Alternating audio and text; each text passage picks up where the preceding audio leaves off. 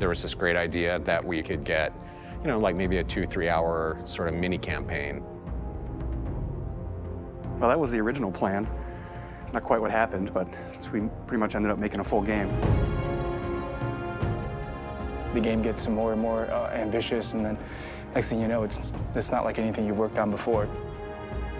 We knew that we wanted to keep what was great, that people loved about the Halo experience, that 30 seconds of fun over and over again. We knew we had to preserve that, but at the same time, give it an ODST spin. We wanted to try something that we'd never done before, and I think that means breaking the mold of what people expect from Halo.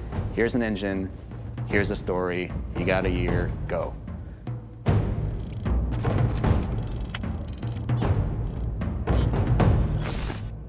One of the great challenges that we had with ODST was, since we didn't want to be traveling all across the universe in this gigantic space opera, we wanted to really focus on one place. The hub was the single most technical thing that we've ever accomplished in the Halo engine. There was a lot of work done to try to come up with smart ways that we could build the city. It's definitely the biggest environment that we've made in any Halo game. We spent a lot of time trying to figure out how can we maximize the space without freaking out all the artists, and I think we figured out how to maximize the space really well. I don't think we ever figured out that second part too well. We want the player to have this open, visceral, you're in the city experience. We started experimenting with playing with elevation, playing with building shapes. It's a city that you actually completely walk through. Each BSP is directly alongside the other BSP. You walk through a door and you go into the other BSP. The road structure is not straight, it's diagonal, it's also multi-layered. I don't think we kind of realized how big the city would get. We basically had to build very specific tech that would give the AI the right type of behavior. We had the technology, we called it squad patrol. No matter where you were inside the hub, there would always be a certain amount of noise, a certain amount of enemy presence there that we could ratchet up and ratchet down depending on what we needed it to do. We need to have this dark, moody city without making it unplayable. I wanted to get a feeling of rain at night in an abandoned city. I would still like to score the emotions and mood that we want the player to feel when they're playing the game. We want people to explore the city. We want people to find this, this kind of hidden little sub-story. What if the phones rang? You're alone, you're in the city, you're trying to unravel a mystery.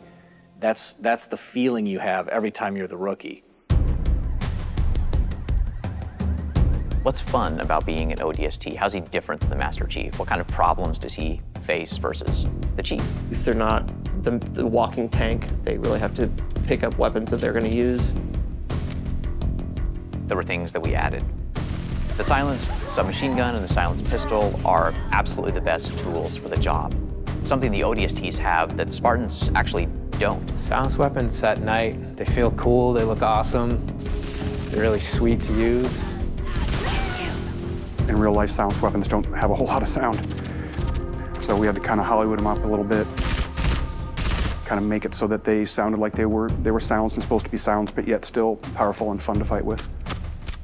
In a lot of ways, it feels like Halo 1, because it's back to single wielding. Dual wielding.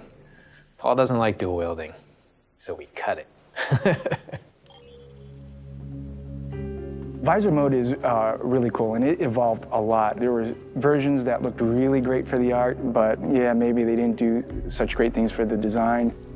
It affected how we lit something. We'd make this building, and it looked great, and we thought it was fine, and then you turn on the visor mode, and you realize that's really just a square. But it also has the advantage of really showcasing the depth of our scenes. Put on visor mode, and then the whole environment reveals its secrets to you.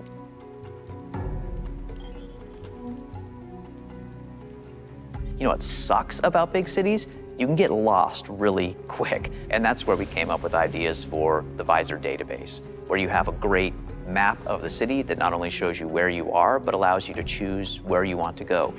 If you don't have that tool to help you navigate the city. You're never gonna find the high action flashback scenes, which we were banking on to be the core fun of the game. It's a very simple idea. It was an amazing struggle to get there.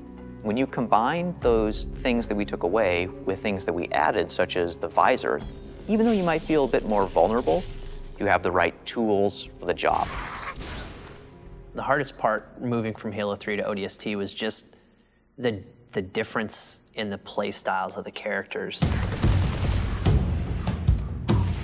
If you look at the Master Chief in the course of the Halo games, he became ridiculously powerful over time. And ODST feels very different because when you start taking fire, you can't just continually keep kicking ass. You have to actually look for cover because you don't have a motion tracker like the Chief.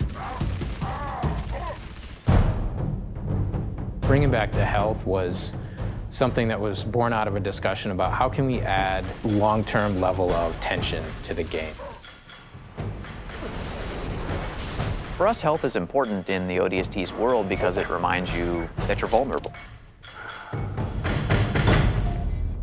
We want to experience the story through the eyes of many different characters. We wanted to bring back the guys from Firefly again, Nathan Fillion, Adam Baldwin, and Alan Tudyk, trying to find the perfect film noir blonde. We thought about Tricia Helfer. Orders are orders. Come on, Veronica. What could be more important than that carrier? My orders. And Buck, call me Captain. I'll pass on that dance, but you can't show me where to sit. These little scenes, we wanted to have their own mystery. It was the story of one guy, one object, one high action moment. And for us, the clue objects were the key. Dutch, we need to get above this crap. Link with the B-net. One of our drones must have seen where they hit. When you find a clue, you're actually going back in time and playing in the boots from another ODST's perspective. Good hunting, boys. I'm keeping my boots on the ground. You've got 5 main characters. Banshees! Each of the characters have things to say from first person. Not only ground you in the character, but also give you some really useful tactical information about the battlefield. Let's come and dropped in behind us. They must know this is our rally point. Where the heck did these buggers come from? Underground tunnels are filled with the damn. We got ammo and weapons on the high ground. Move it, move it. Without spending a lot of effort personalizing each of those characters, then it wouldn't mean as much when you stepped into their boots. Look out! Bam, said the lady. So I hope it's the right balance of new and old, that it doesn't come off like we've screwed the pooch on this one. But I do think they will probably walk away from this honestly wanting more. Honestly, if we had more time to do ODST, I really don't know what we would do differently. So if I got another 2 weeks, I don't know. I guess I'd play more ODST.